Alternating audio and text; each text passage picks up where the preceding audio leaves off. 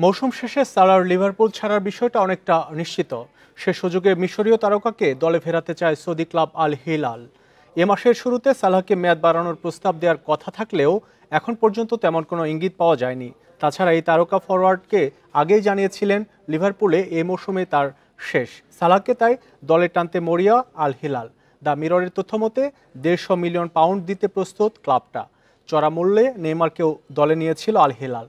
তবে চোটের কারণে বেশিরভাগ সময় মাঠের বাইরে ছিলেন ব্রাজিল তারকা। আগামী মৌসুমে তাই নেইমারের জায়গায় দেখা যেতে পারে সালাহকে।